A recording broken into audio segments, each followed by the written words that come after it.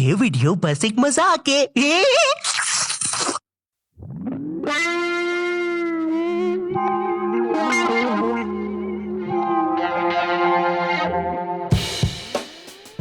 मैं आपको बता दूं, मैं ना पार्ट टाइम बजरंग दल से हूँ।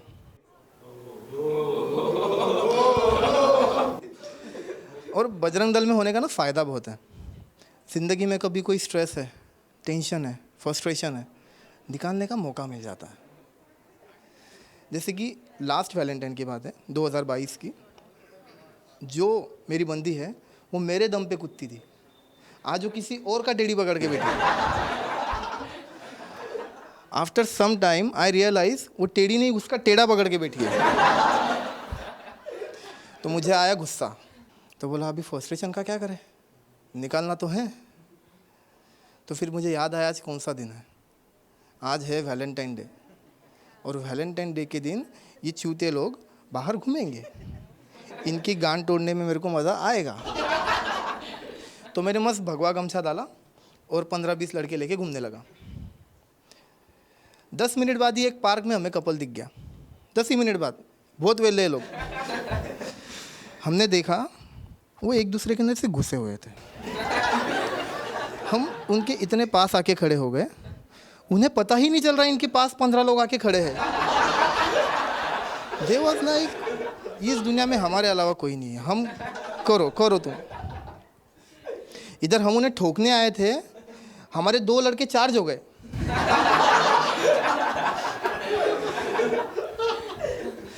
वो 5 मिनट का बहाना करके चले गए। वैसे 5 मिनट बाद वापस भी आ गए, उनका स्टैमिना 2 ही मिनट का था।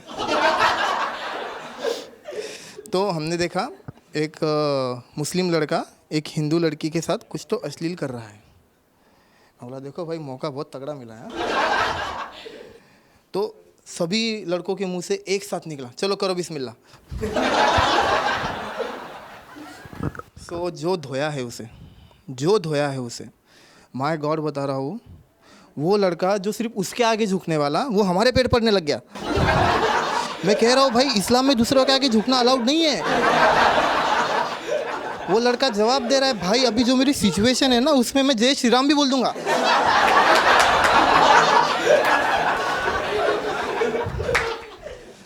इतना मज़ा आ रहा था यार, इतना मज़ा आ रहा था। पर से पुलिस आ गई। पुलिस आई और अलग ही सेकुलरिज्म पे नारे लग गई। चलो हटो, ऐसे चलो हटो, कोई भी किसी से भी प्यार कर सकता है, सेक्युलर कंट्री है ये, कर सकते हो प्यार, चलो जाओ ऐसे। मैं बोला अंकल पहले देख तो लो किससे प्यार कर रहा है। अरे ये आप ही की लड़की है। हमने आप ही के घर में लव जिहाद होने से बचा लिया।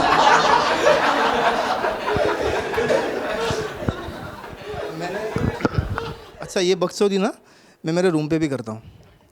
मेरे रूम पे हम 4 लोग रहते हैं, एक अकेला हिंदू मैं, बाकी 3 मुस्लिम। लेकिन डर के वो रहते हैं, मैं नहीं। उनको पता है मैं बजरंग दल से हूँ। उन्होंने गर्लफ्रेंड्स भी मुस्लिम पटा के रखी है, क्योंकि अगर हिंदू पटाते तो पता नहीं कौन कब कहाँ से उड़ जाता। वैसे मेरी गर्लफ्रेंड भी मुस्लिम ही है। कुछ दिनों पहले ना उसकी शादी हो गई।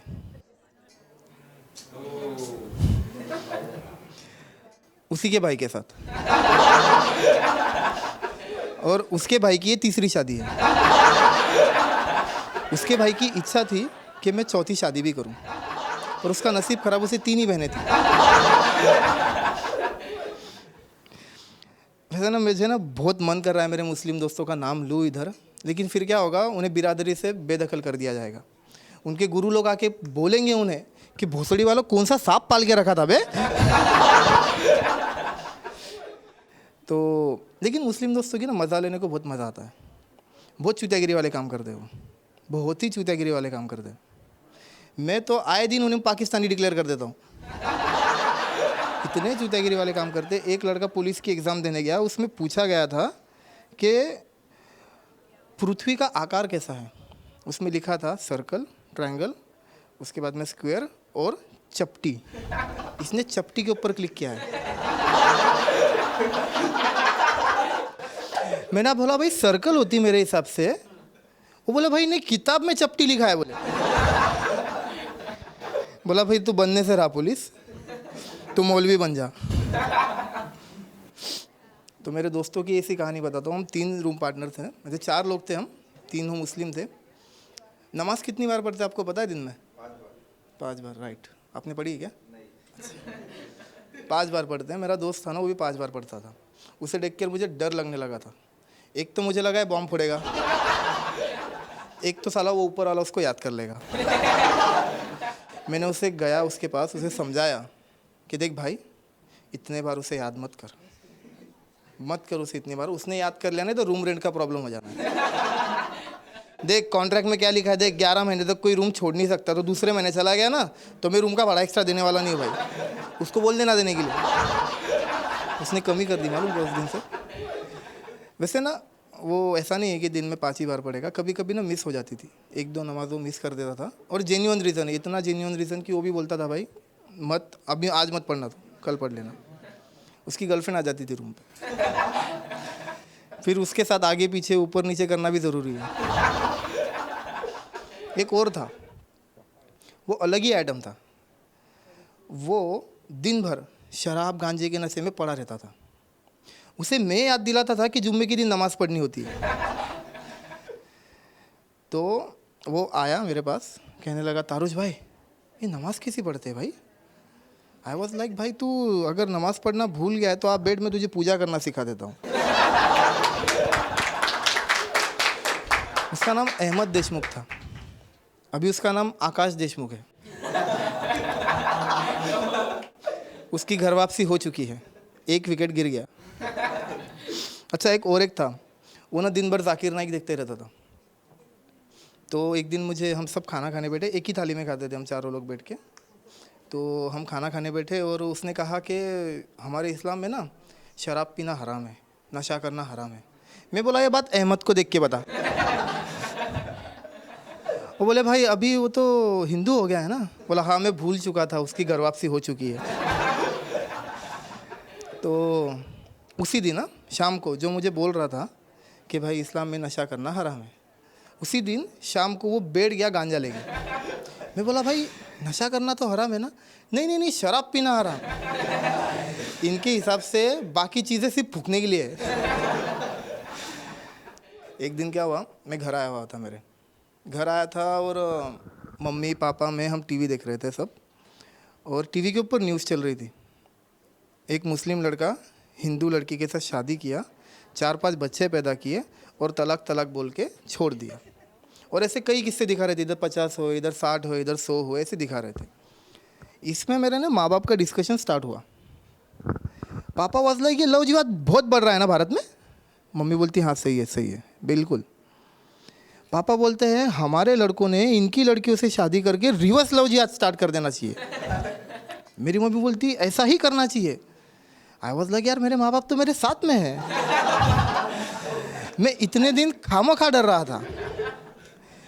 मैं पापा से बिना डरे उस दिन पहली बार बात की, पापा इतने दिन से आप मेरे लिए रिश्ता ढूंढ रहे हो ना, तो मेरे नज़र में एक लड़की है। पापा बोले कौन? I was like Afreen Shaikh. पापा का टोन बदल गया। देख रही हो तुम्हारा लड़का क्या कह रहा है, ये एक मुस्लिम लड़की से शादी करने की बात कर रहा है, नाक कटवाएगा मेरी। मैं बोला पापा आप अभी तो मान गए थे ना, हाँ तो क्या अपने घर से शुरू करेगा क्या?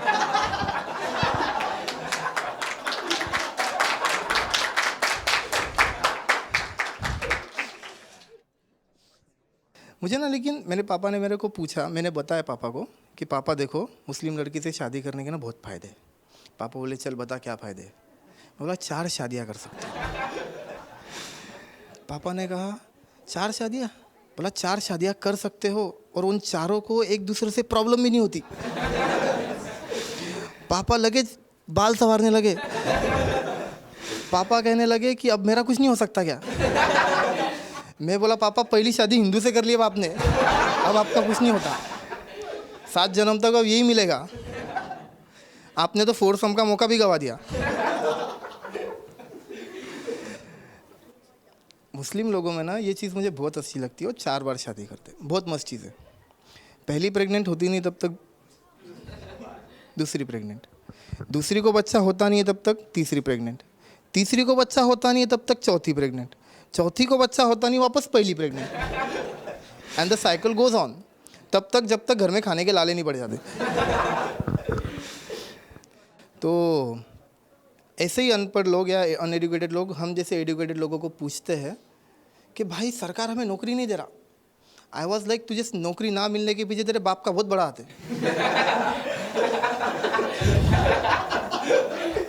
वैसे बाप का नहीं, तेरे बाप का समझ जा।